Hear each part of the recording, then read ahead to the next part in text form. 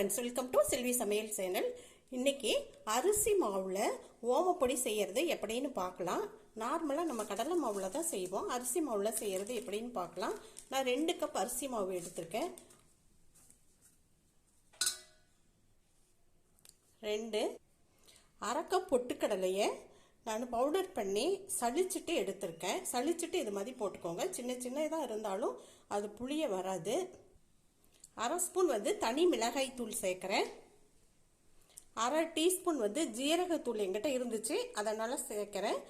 1/2 teaspoon ஜீரகத்தூள், 1/4 teaspoon மஞ்சள் தூள் சேர்க்குறேன்.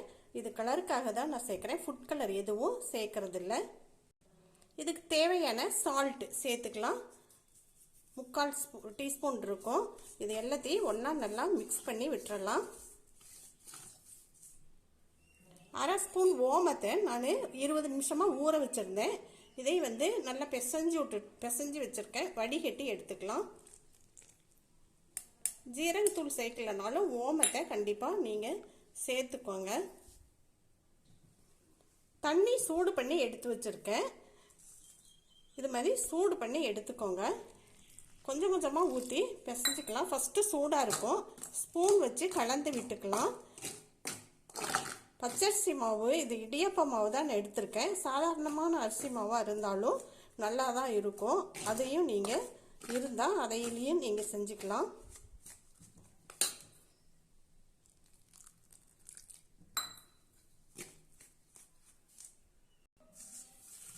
கொஞ்சம் கொஞ்சமாக தண்ணி ஊற்றி பிசைஞ்சு எடுத்துக்கலாம். சூடு ஆறுன உடனே கை வச்சு பிசைஞ்சுக்கோங்க.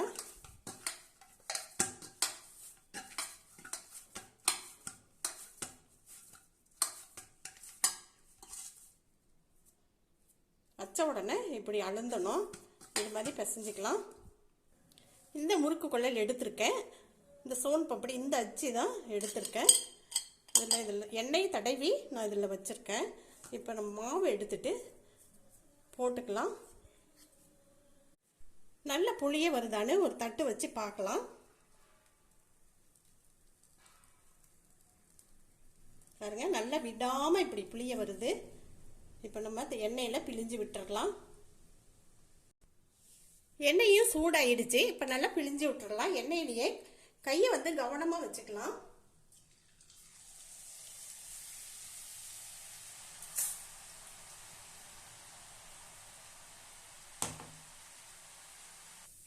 ஒரு சைடு வெந்துருச்சு. இப்போ இன்னொரு சைடு அப்படியே திருப்பி போட்டுடலாம்.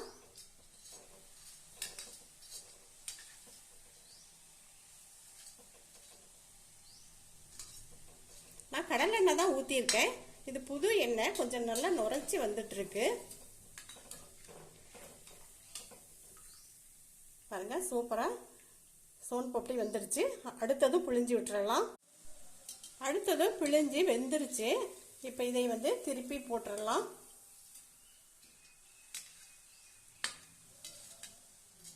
எந்த அளவுக்கு எண்ணெய் இருக்கோ அந்த அளவுக்கு அகலப்படுத்திக்கோங்க. நான் கொஞ்சம் குறைவாகவே தான் ஊற்றிருக்கேன். சும்மா ஒரு நொடி இப்படியே இருக்கட்டும். வெந்துடும் சீக்கிரமே. இது வெந்துடும். பாருங்கள், நுரையெல்லாம் அடங்கிட்டு நல்லா வெந்துருச்சு. இப்போ இதையும் எடுத்துடலாம். இன்னொன்றும் பிழிஞ்சு விட்டுறலாம்.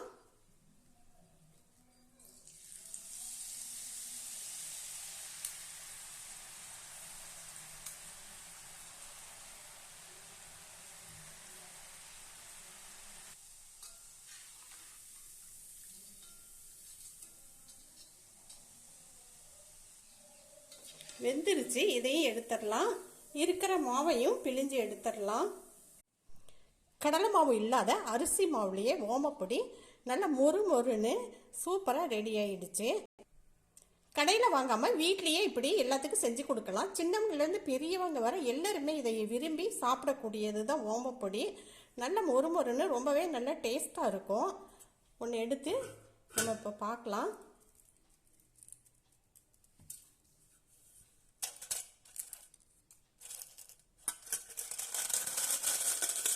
பாருங்க, எந்த அளவுக்கு நல்லா மொறுன்னு வந்திருக்குன்னு. ரொம்பவே நல்லா டேஸ்ட்டாக இருக்கும். நான் கொஞ்சம் சாப்பிட்டும் காமிக்கிறேன்.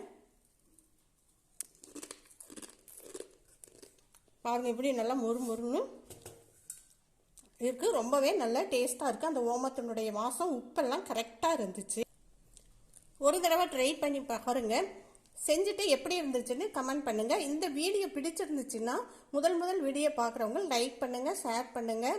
இதுவரை சப்ஸ்கிரைப் பண்ணாதவங்க சப்ஸ்கிரைப் பண்ணுங்கள். பக்கத்துலேயே இருக்கிற பெல்லையும் டச் பண்ணுங்கள். நன்றி.